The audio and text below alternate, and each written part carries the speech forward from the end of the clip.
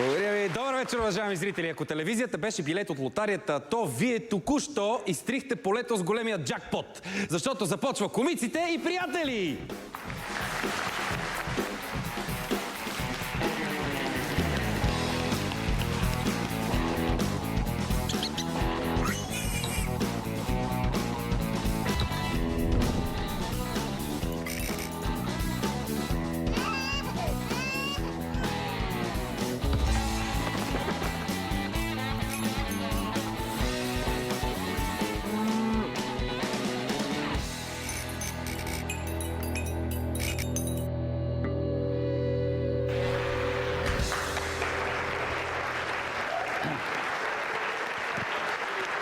Дами и господа, миналата седмица бях на детски рожден ден на Иванчо, сина на комшията. Подарих му говореща кукла играчка. Футболист. Натиска Иванчо играчката и куклата казва: "Мамата, мамата, мамата!" Викам: "Абе, сложили са грешен механизъм в футболиста." А пак комшията вика: "Не бе, това е куклата Христо Стоичков." Със сигурност те са я купили от ето този магазин. Вижте!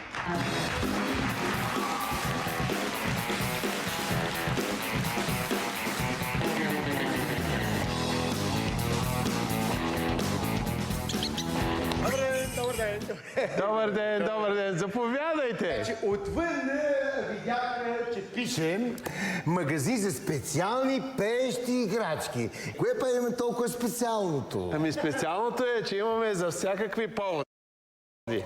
Чудесен подарък за всякакви случаи. Да, като рождени именни дни ли? Не, малко по-нестандартни поводи. Например, ето това зайче. Това зайче ли? Да, ето го това зайче. Да. Това можете да използвате, ако искате да кажете добре дошли на новите си съседи. Като го натиснете по коремчето, издава звук. Ето вижте.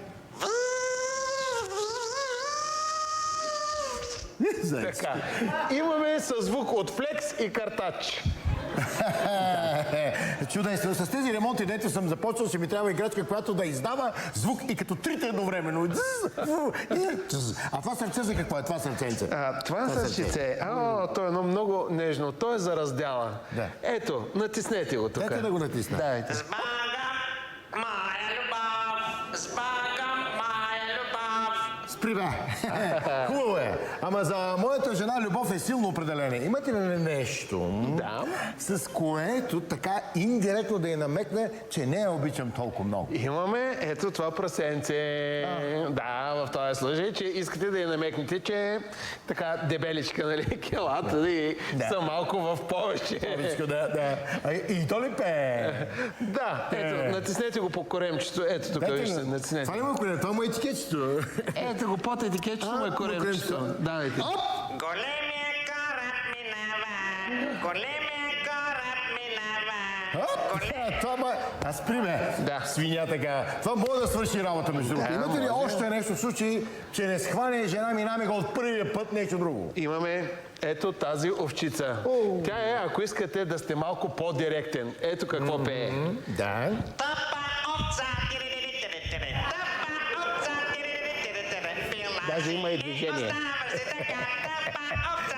И гледайте как гледа. Като дръпнете дясното ухо и спира. Чудесно. Взимам ги и двете ги взимам. Понеже тъщата живее с нас, кажете ми, за нея нещо подходящо имате ли? Така да казва, не си желана тук дърта вещице, ма с песен.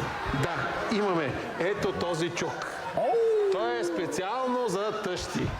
И пее! Да, като се допре до главата. Я? Гледайте. Да имах малък чук, един вълшебен чук и всички лоши хора ще удрям по главата, да станат по-добри. Възхитително, възхитително. Да имах Как малък спира? чук. Как спира между другото? От тук го удрят.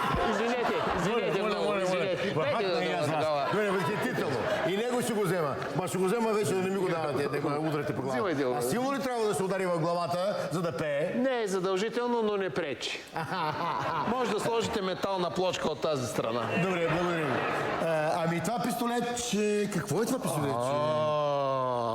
Да не види то да е за тъщи и да намеква...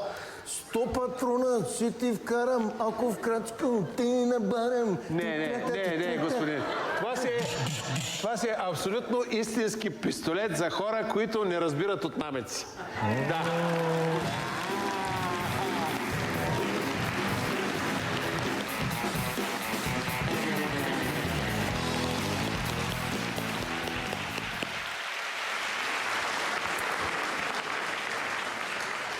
Дами и господа, и тази година времето не спира да си прави шеги с нас. Жега през февруари, сняг през април, абе объркана работа. И знаете ли кой е главният виновник за обърканото време? Обърканите прогнози на нашия още по-объркан синоптик Немо Чорлаков.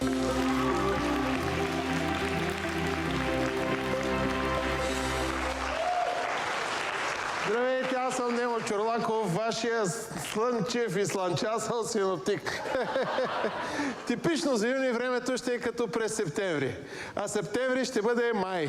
Ще бъде ту топло, ту студено, ту сухо, ту влажно, ту тутракан. Започва с ту. Имам един приятел в Тутракан. Здравей, Павлине, за това говорих. За какво говорихме? За времето. Казано с една дума, времето ще е като мен. Нестабилно. Максималните температури ще са около корен квадратен от 64, умножен по 4 Целзия, а минималните температури ще бъдат по-ниски от максималните. Влязал един кон в един бар и казал какво като съм кон и излязал. За какво говорихме? За Тутракан. Не бе, за времето говорихме. Точно така, за времето говорихме. Утре сутринта ни очаква непрогледна мъгла. С толкова ниска видимост, че ще се усеща все едно си попаднал в механа с Андрей Слабаков. Да, мъглата обаче ще бъде издухана от ветрове. Толкова бързи, че Ивет Лалова няма да ги догони, но ще е добра тренировка. Държа да знаете, че тези резки промени във времето са причинени от феномена, наречен циганска пролет. Това е когато по плажовете започнат да цъфтят първите чадъри, а покрай тях весело жужжат пчелички, които разнасят казани с царевица и понички, а аз много обичам понички. От средата на следващата седмица температурите отново ще започнат да се покачват. В София ще бъде сухо с идеални условия за леене на бетон, а по Черноморието все по-отчетливо ще духа летния бриз с ухание на цаца.